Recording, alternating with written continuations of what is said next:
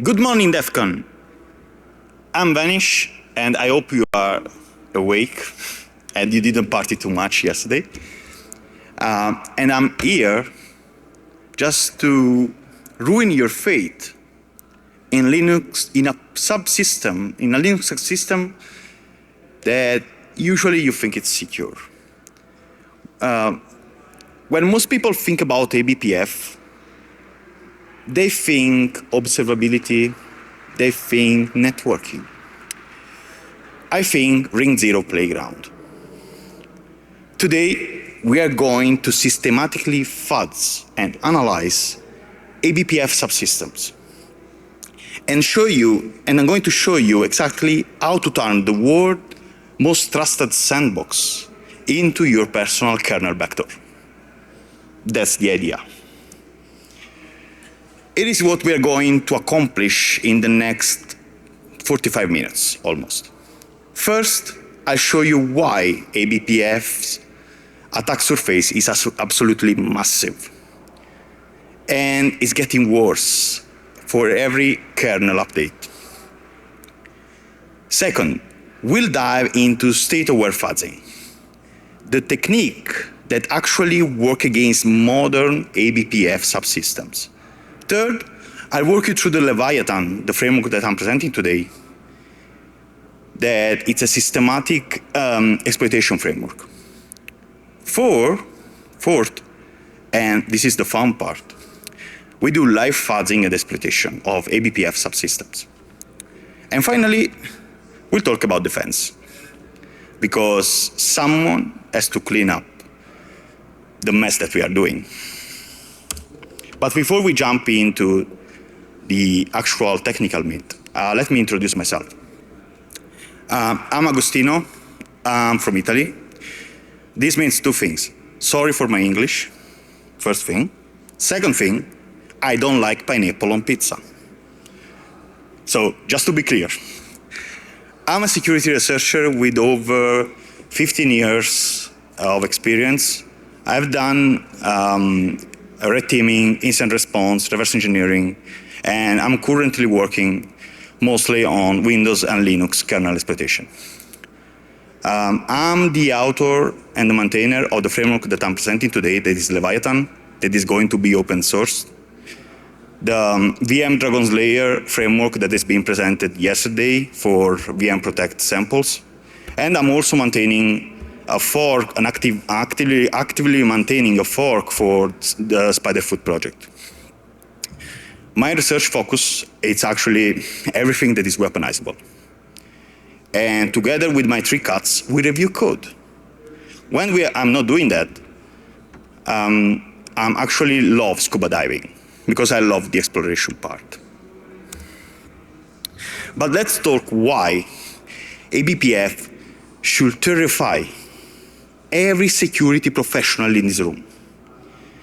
We are diving deep into the attack surface that most people completely ignore or totally misunderstand. eBPF started as a simple packet filter, basically a fancy way to drop packets. Today, it's a complete virtual machine running with ring zero privileges in every Linux kernel. It can access arbitrary kernel memory, manipulate system calls, and hook into any kernel subsystem. And it is the beautiful part. It's marked as safe and sandboxed. Every major cloud provider, every container platform, every observability tool is built on top of eBPF nowadays.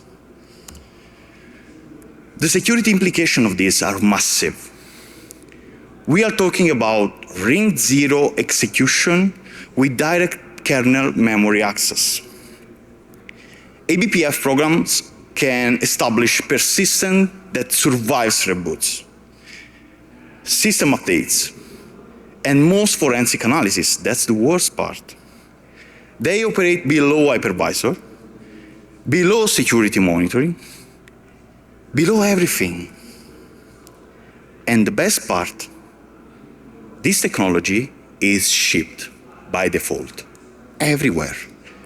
Ubuntu, Red Hat, Alma Linux. Every major Linux distribution is shipping eBPF and is enabling by default. Understanding the exploitation pipeline in this case is critical. Every eBPF program follows this path usually.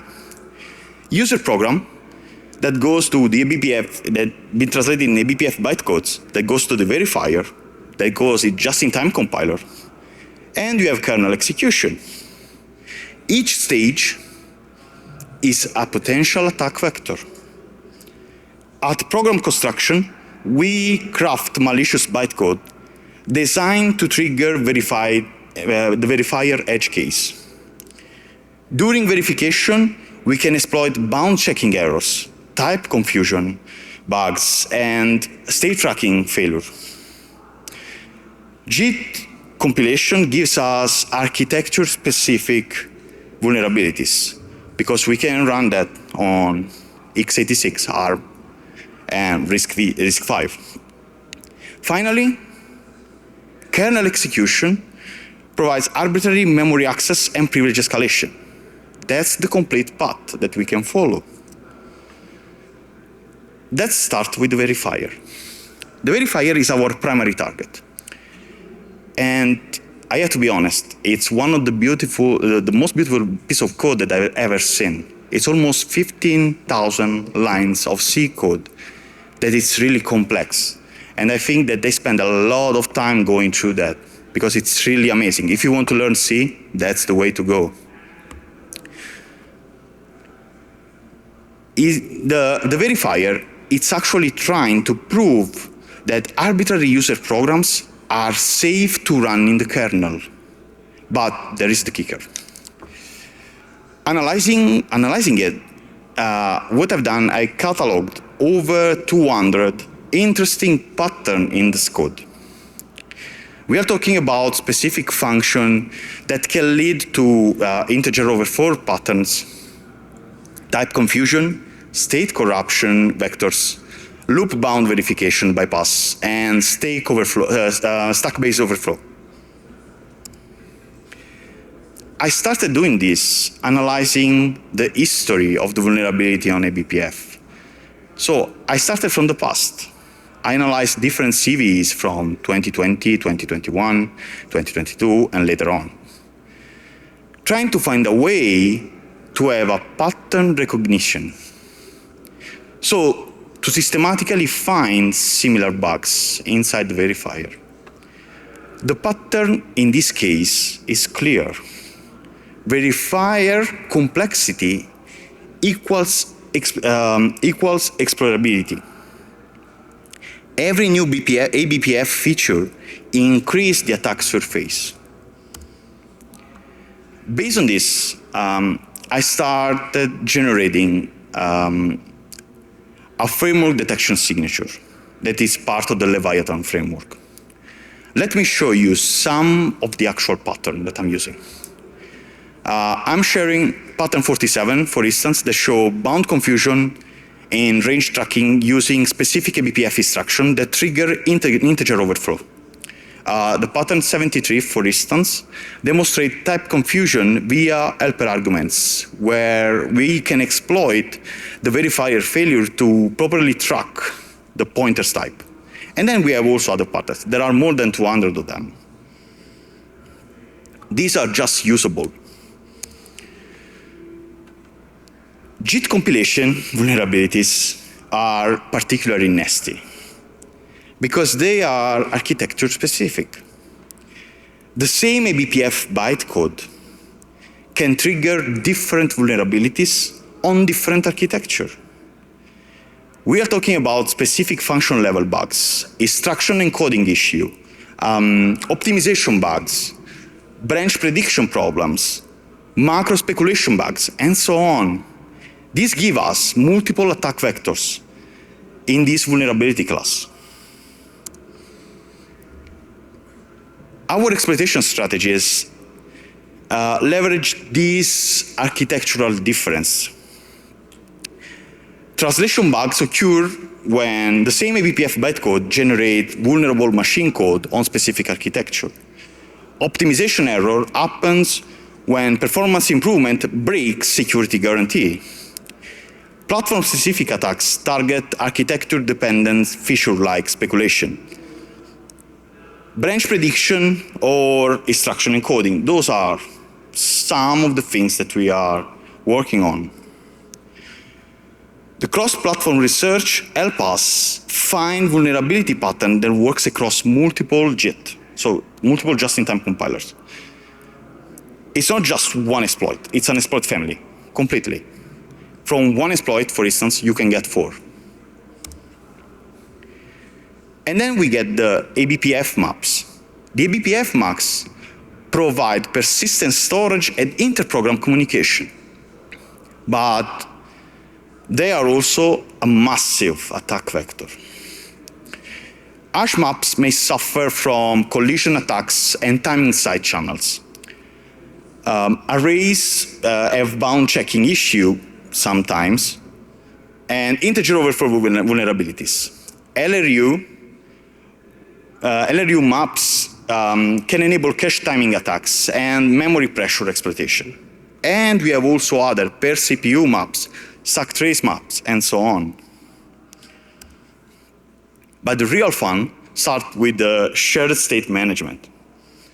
eBPF maps enable race condition between programs, synchronization bypass, memory management attacks via map operations, information leakage through access patterns, and performance versus security trade-off, in which the performance always wins. Modern kernels have hundreds of map operations, and each one with a different security property. It's a race condition goldmine, if you look at it. But let's now check the helpers. The eBPF helper function are the interface between the eBPF program and the kernel functionality. There are over 200 helper functions that have kernel privileges. Network helper enable packet manipulation, for instance. File system helper provide VFAs exploitation vector. The crypto helpers can help you understand and manage the crypto operations. Tracing helpers can give you some information that are leaked from the process itself. Each helper function is a potential privilege escalation vector. We are just setting up and understanding what's the attack surface of eBPF. Helper function exploitation focuses on validation bypass technique, input sanitization failure, allow malforming data to reach kernel APIs. We can have parameter confusion, we can have privilege boundary violation, and so on. We can have also side channel exploitation in this case. The point is, this is the attack surface. Traditional fuzzing doesn't work against the eBPF because the verifier, it's smart, and it's too smart for the traditional fuzzing. Random mutation gets blocked immediately. So I noticed that 99.99% of the requests or the program generated with random mutation gets blocked.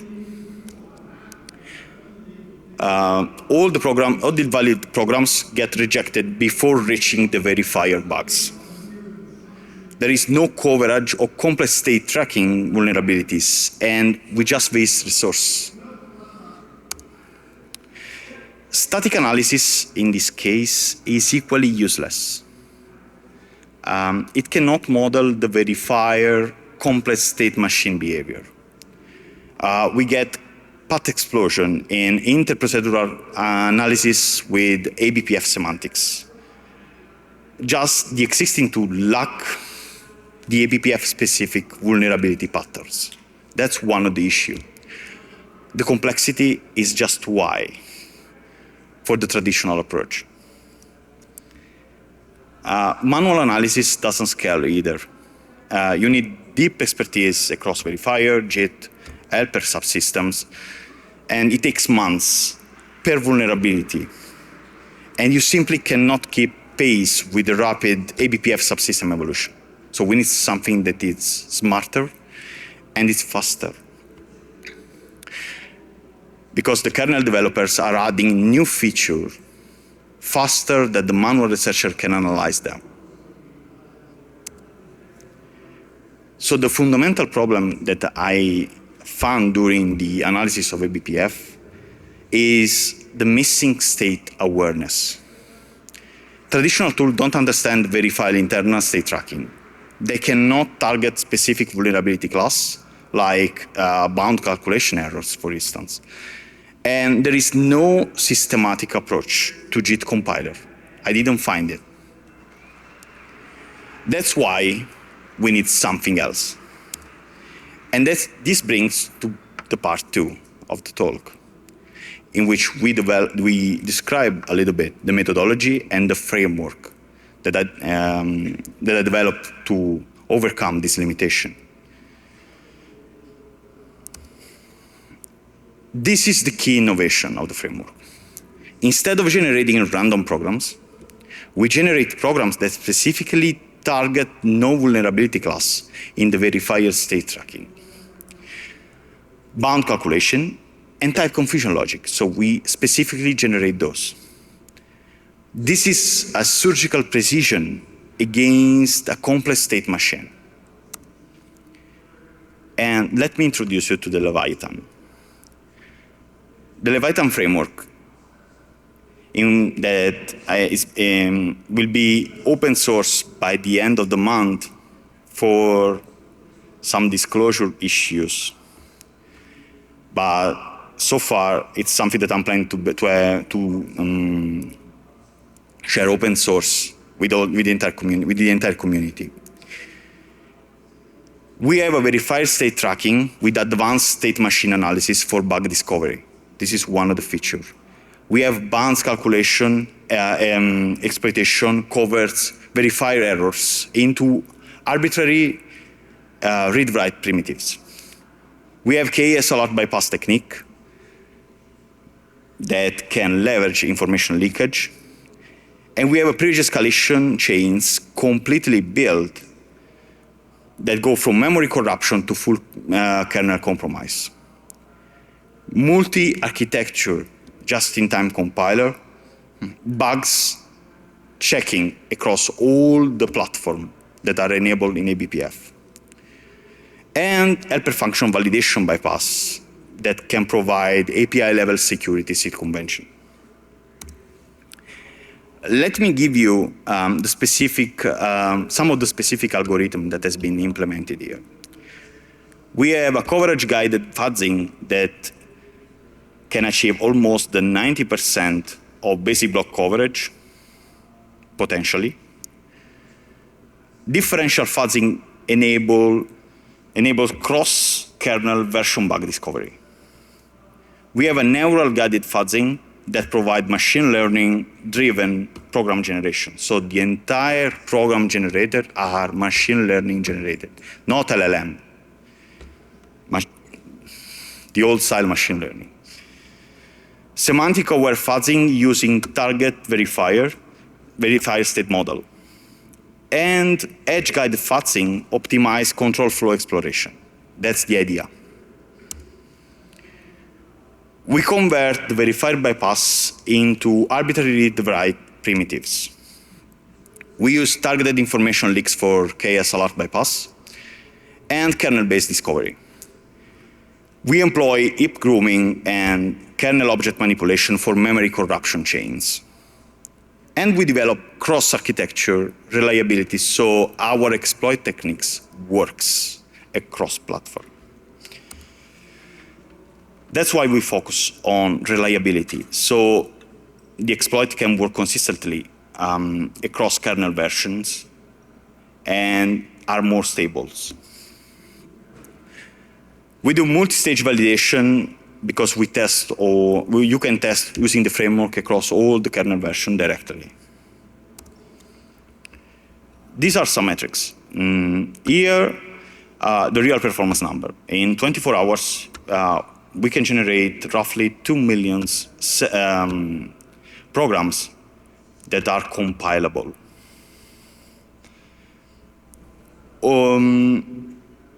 We achieve over almost 70% of basic block coverage and edge coverage during the 4 weeks of the first run of the framework.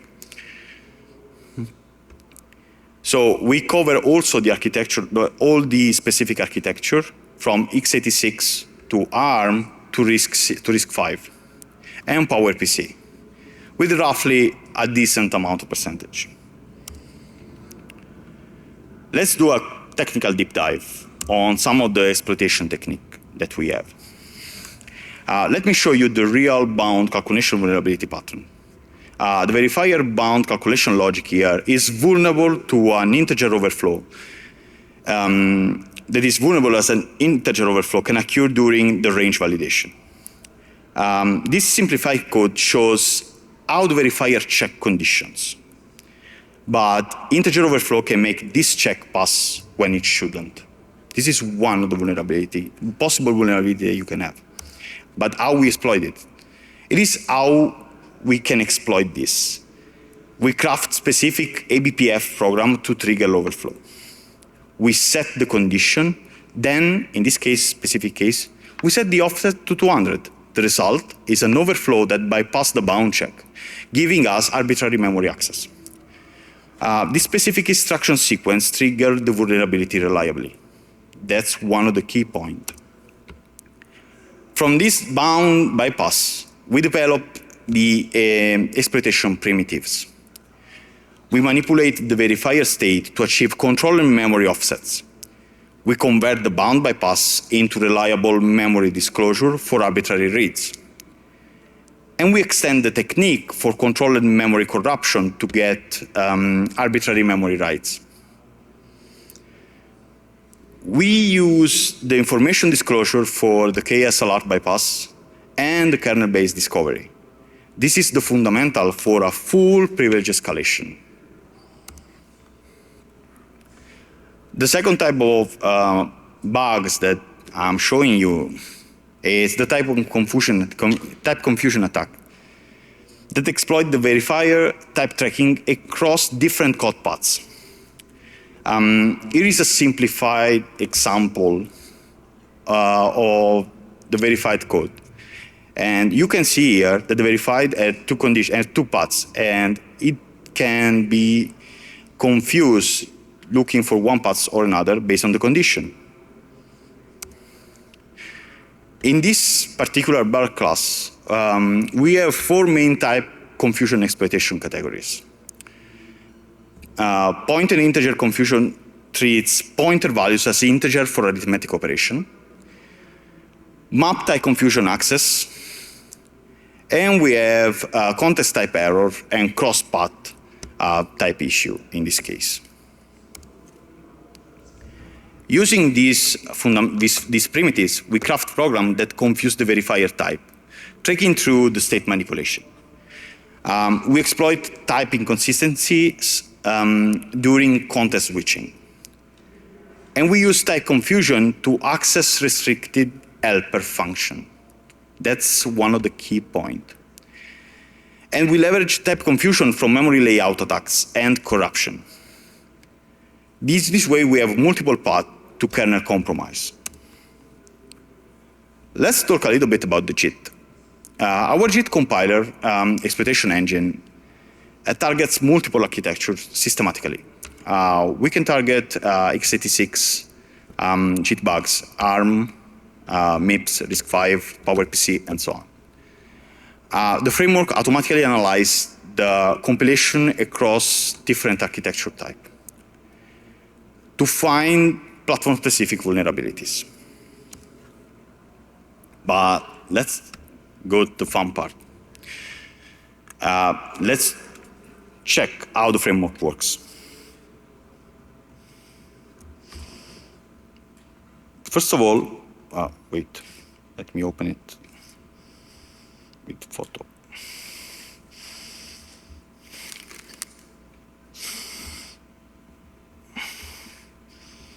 Now, this is the first run in which we do fuzzing, just fuzzing.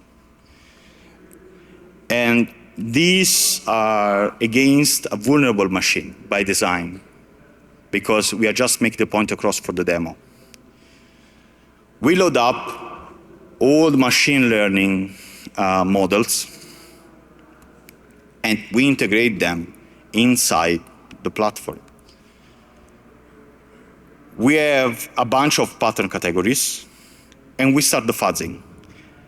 In this case, we are just generating a few programs, just 10, for the sake of the demo.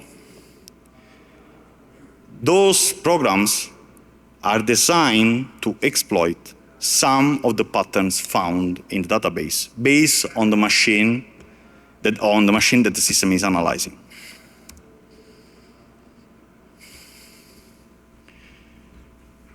It generates 10 samples in this case, but over those 10 samples, for him, just 6 were actual vulnerability. So we have a 60% success rate.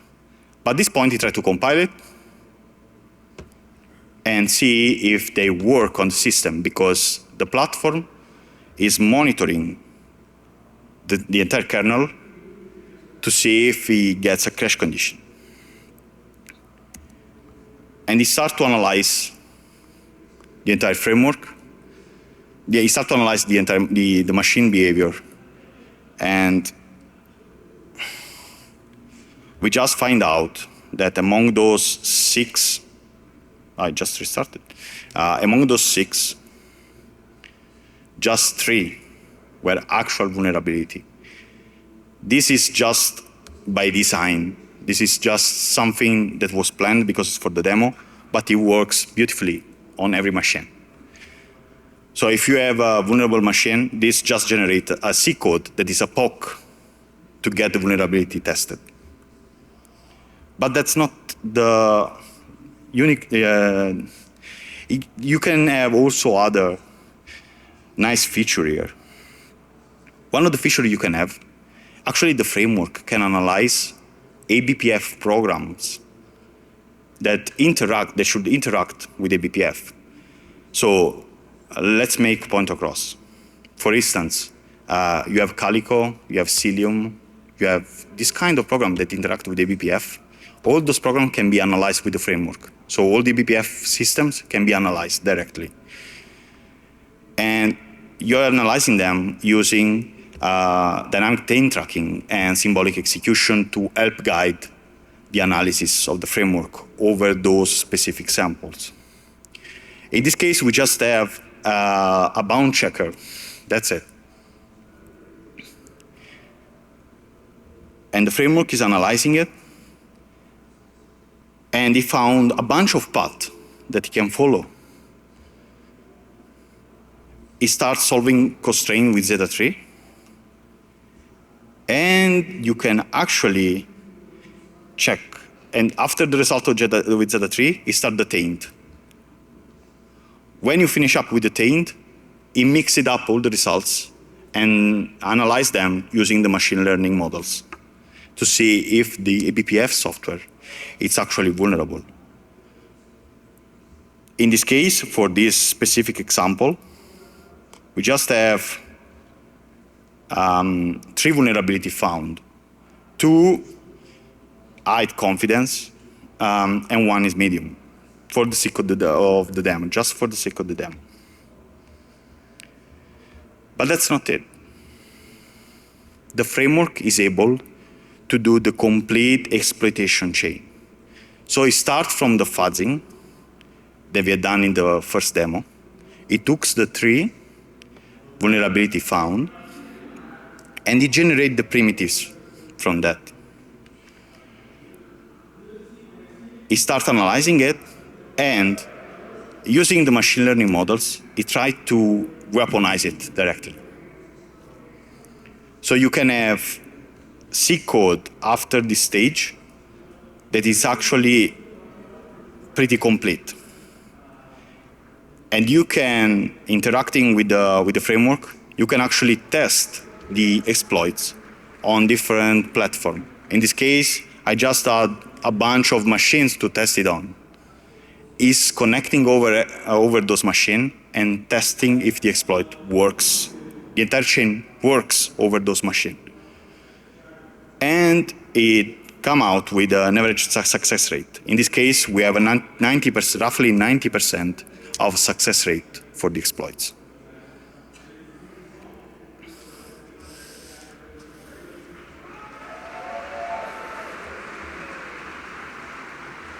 So, okay, here we go. Okay, so what we have seen so far. What we have witnessed is a state-aware fuzzing targeting specific verifier, vulnerability classes. For instance, what we have seen in the first three vulnerabilities that we found. We are doing live verified bypass discovering in bound calculation logic. We have seen the complete development of the exploit, and also the fact that we can analyze an eBPF system directly with the framework, an eBPF program directly with the framework. That can give us some insight on previous escalation, and actually we can get some juicy CV if you would like to see that way. But let's talk about some defensive recommendation. I would like to highlight the runtime protection that you can have. The runtime protection requires enhanced input validation and capability restriction for all the function in the helpers. So that's something that you need to monitor. You need to have real-time detection of the exploitation attempts on the eBPF subsystem, and you need to monitor a little bit better with the auditing the system a little bit better. Because so far what I've seen is that with eBPF, a lot of people trust it, and they just don't check the logs of eBPF. They just don't monitor, don't audit eBPF. But eBPF can be easily exploited and abused by threat actors. So what's the future of the framework? From a future research direction, I'm going to develop more on state modeling using machine learning, cross-component analysis mostly. I try to provide formal verification for some parts, in particular for the quantum in the post-quantum crypto. And also hardware integration. But there is something that is really juicy here. Windows is accepting, it starts to work on eBPF integration. Means that we have another attack surface that we can use. And this is the actual scheme of the eBPF subsystem that Windows is implementing. It's a little bit different compared to Linux, sorry. But in this case, as you can see from the slides, we have an alternative way to interact with the kernel in a Windows environment using eBPF. That's something that should scary from a certain perspective, but it's a new research opportunity. So let me conclude with some key takeaways. We developed state-aware fuzzing methodologies that provide a good improvement in the vulnerability discovery efficiency.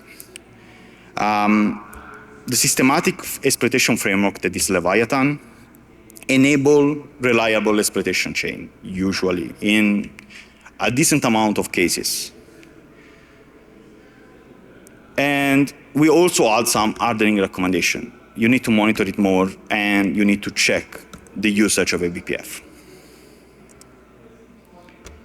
That concludes our journey through the eBPF exploitation chains.